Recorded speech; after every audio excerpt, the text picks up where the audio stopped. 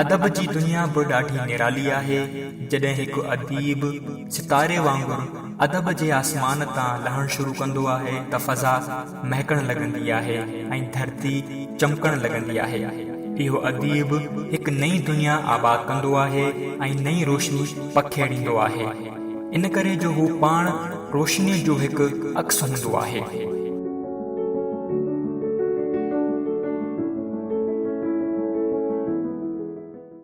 मेहनत, नज़्मो ज़ब्त, विच थराइब, वक़्त जो बहितरीन इस्तेमाल ऐं पंहिंजी ज़िंदगीअ जे मक़सद जो हर वक़्त एहसास, इन्हनि ख़ूबियुनि जे मजमूए खे इंसानी सूरत में ॾिसणो हुजे त पोइ डॉक्टर गुलाम मुस्तफ़ा सोलंकीअ खे ॾिसी सघिजे थो।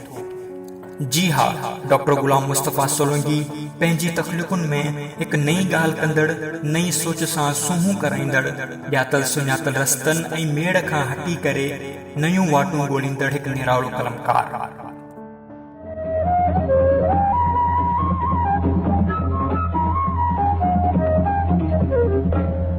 जॾहिं गुलाम हैदर सोलंकी BBC उर्दू सर्विस ॿुधी रहियो हो त खेसि ॿुधायो वियो त हिकु ॿारु ॼाओ आहे।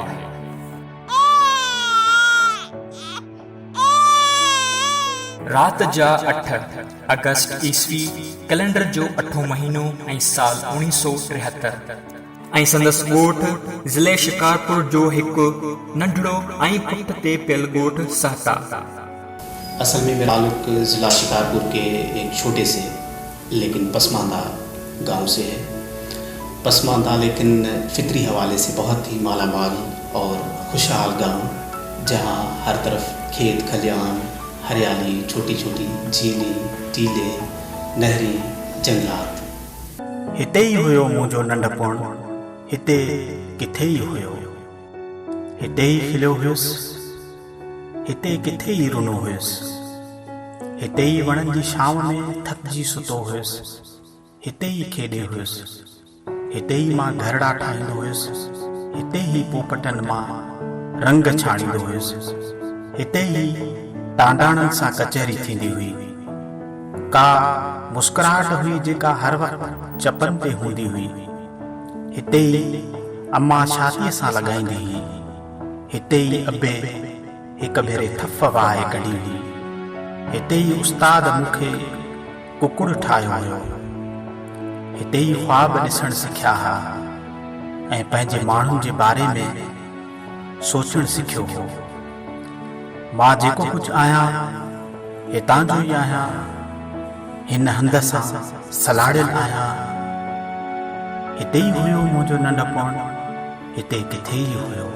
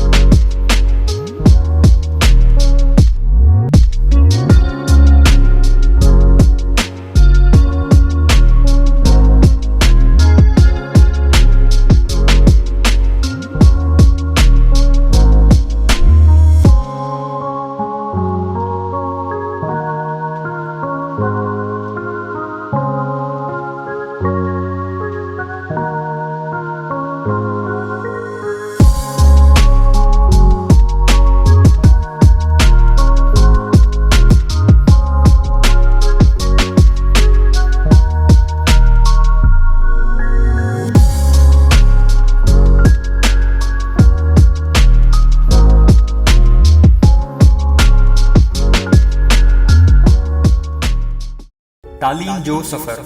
Primary government primary school Sahta ऐं Naushahro Abro. Middle government middle school Amrot Sharif. Matric government high school Garhi Yasin. Maulvi Arabic Sachal Sarmast oriental college Larkana.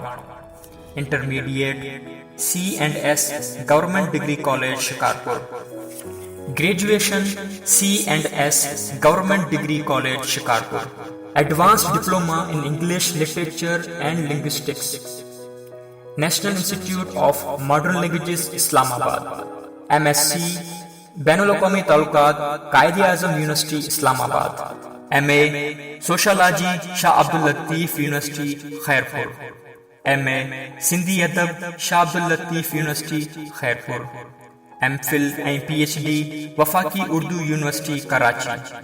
संदसि PhD जे मकाले जो उन्वान आहे ॿारनि जे माहवार साले गुल फुल जो तहकीकी ऐं तनक़ीदी जाइज़ो। बच्चों के सिंधी माहनामे गुल फुल पर PhD करना हैरत की बात है। वैसे भी मैं इनकी बच्चों के लिए लिखी गई कहानियां उर्दू रसाइल में पढ़ता रहता हूँ। इन कहानियों में बच्चे जागते हैं और परियां सोती हैं। अमली जिंदगी ते एक नजर। Lecturer cadet college Larkana, lecturer army public school and college Shikarpur, assistant professor ऐं vice principal army public school and college Shikarpur, producer radio Pakistan Khairpur, producer director Pakistan television. हकीकत त इहा आहे त मुस्तफ़ा जे अदबी कम, शख्सियत ऐं दोस्तीअ खे ॾिसी सच त मूंखे एतिरी ई ख़ुशी थींदी आहे जेतिरी ख़ुशी कंहिं बि हारीअ खे पंहिंजो तयारु थियल फ़सुलु ॾिसी थींदी आहे। जियो मुस्तफ़ा, जियो बाबा। तख्लीकी कम जो दायरो। ॿारनि जो अदब, अफ़साना नवीसी, अंग्रेज़ी ग्रामर, लुगत नवीसी, खाका निगारी, लिसानियात, कदीम आसार ऐं सकाफ़त, तर्जुमे निगारी। अदब के मुख्तलिफ असनाफ में लिखना अपनी जगह, लेकिन मेरे ख्याल में डॉक्टर गुलाम मुस्तफ़ा सोलंकी की सबसे बड़ी खिदमत यह है कि उन्होंने सिंध के बच्चों के लिए शानदार अदब तख्लीक किया है। ये बिलाशुबा बड़ी कौमी खिदमत है। लिखण जी शुरुआत 1983 में यानी 10 सालनि जी उम्र खां। ॿारनि लाइ पहिरीं कहाणी गुलड़ा पब्लिकेशन 1983 में, ॿारनि लाइ पहिरियों मज़मून माहवार गुलफुल 1985 में, ॿारनि लाइ पहिरियों किताब अकुलमंद काज़ी। डॉक्टर गुलाम मुस्तफ़ा सोलंकी इस एतबार से खुशनसीब है कि उन्होंने बच्चों के लिए जो कुछ लिखा उसे पढ़ा भी गया, पसंद भी किया गया और इनकी कोशिशों को सराहा भी गया। इससे अंदाजा लगाया जा सकता है कि इनकी तहरीरों में जान है और वो अपनी बात दिलचस्प और मौसर अंदाज में पेश करने का फन जानते हैं। तख्लीकी ऐं तहकीकी कमनि जे मोट में डॉक्टर गुलाम मुस्तफ़ा सोलंकीअ खे PTV समेत मुल्क जे केतिरनि इदारनि पारां अणगणिया एवार्ड ॾिना विया आहिनि।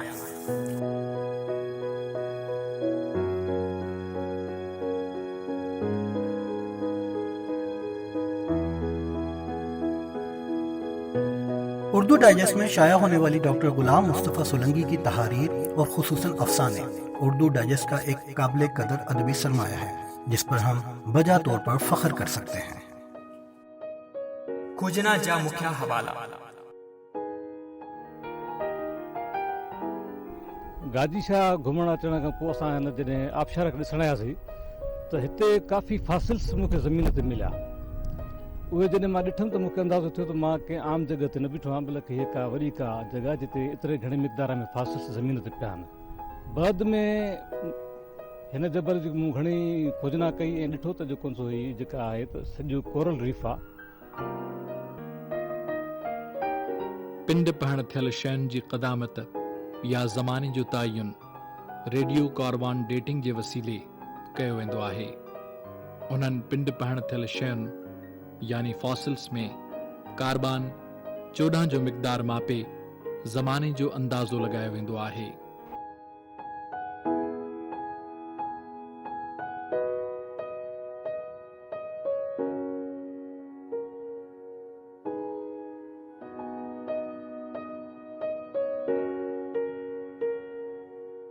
अगर आपको जिंदगी में एक और डॉक्यूमेंट्री बनाने के लिए अनलिमिटेड बजट दिया जाए जी और सारी रिसोर्सेज प्रोवाइड की जाएं तो आपकी जिंदगी की वो एक डॉक्यूमेंट्री किस मौजू पे होगी? मैंने उस पे फैज़ान काम भी किया है थोड़ा बहुत। कोरल्स जो होते हैं मरजान अंडर वाटर। मेरी 5 जून को डॉक्यूमेंट्री चली थी मरजानी जज़ायर के हवाले से। जो फॉसिलाइज्ड कोरल हो चुके हैं उन पे भी मैंने काम किया है और जो अंडर वाटर कोरल्स हैं उन पे भी मैंने काम किया है। तो इससे मेरी एक अटैचमेंट भी है एज ए डाइवर। तो पानी में कभी कभार मैं जाता रहता हूँ जी। नई दुनिया, बहुत खूबसूरत दुनिया है। तो मेरी ख्वाहिश है कि अगर मुझे रिसोर्सेज प्रोवाइड किए जाएं और जैसा आप बता रहे हैं कि अनलिमिटेड, तो I can do wonders.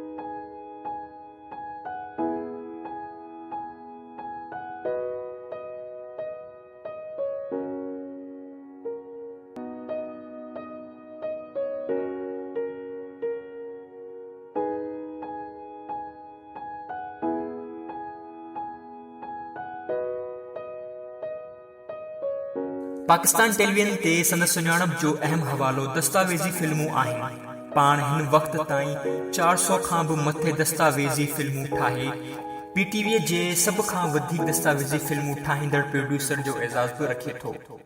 Documentaries मैंने जो बनाई वो ज़्यादातर सिंध के हवाले से थी। आर्कियोलॉजिकल स्पॉट्स, लैंडमार्क्स, सिंध का कल्चर और सिंध की जोग्राफिकल लोकेशंस। जब मैं यहाँ आया तो मुझे फ़ील हुआ कि हमारी ज़िंदगी इतनी बिखरी पड़ी है, इतनी ज़िंदगी के रंगारंग एस्पेक्ट्स हैं कि उनको हाईलाइट किया जाए। तो ये स्टूडियो की जो 4 दीवारी है मुझे बहुत महदूद नज़र आई। मैंने सोचा कि बेहतर है कि आउटडोर काम किया जाए, और आउटडोर काम के लिए मुझे एक ही अच्छा सब्जेक्ट लगा, वो है डॉक्यूमेंट्रीज़ और सिंध के आर्कियोलॉजिकल स्पॉट्स के हवाले से, और जो कल्चरल एक वेरिएशन है उस पे मैंने ज़्यादा फोकस किया।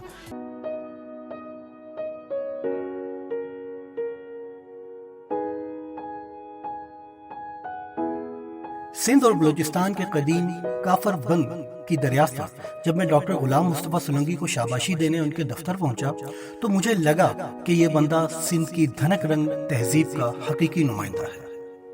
पाकिस्तान टेलीविजन ते संदसि कम जो दायरो निहायत वसी आहे।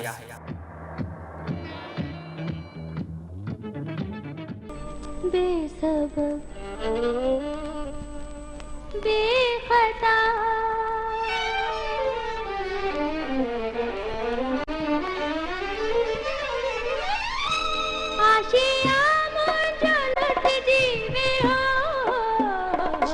सजन तू किथे गुलसिता मुझो लुट जीवियो बेसबब बेखता। सिंधी अदब ऐं सकाफ़त खे दुनिया ताईं पहुचाइण संदसि ज़िंदगीअ जो अवलीन मक़सदु आहे। अदब संसार जंहिंमें शामिल हूंदा जदीद ऐं क्लासिकल सिंधी अदब जा कई रंग ऐं इल्म, अदब, ॾाहप ऐं शऊर जो हिकु नओं जहान। आलिमनि, अदीबनि ऐं शाइरनि सां मुलाक़ातूं, तख़लीक़ी, तनक़ीदी ऐं तहक़ीक़ी अदब जो जहान अदब संसार। हर हफ़्ते अवां सां गॾु मां हूंदुसि अवां जो मेज़बान अमर इक़बाल। PTV नेटवर्क ते ॾिसण न विसारींदा अदब संसार। डॉक्टर गुलाम मुस्तफ़ा सोलंकी हिकु न थकजंदड़ इंसान आहे। तहक़ीक़ ऐं तख़लीक़ सां संदसि मोहबत जो सफ़र आख़िरी साहनि ताईं जारी रहंदो।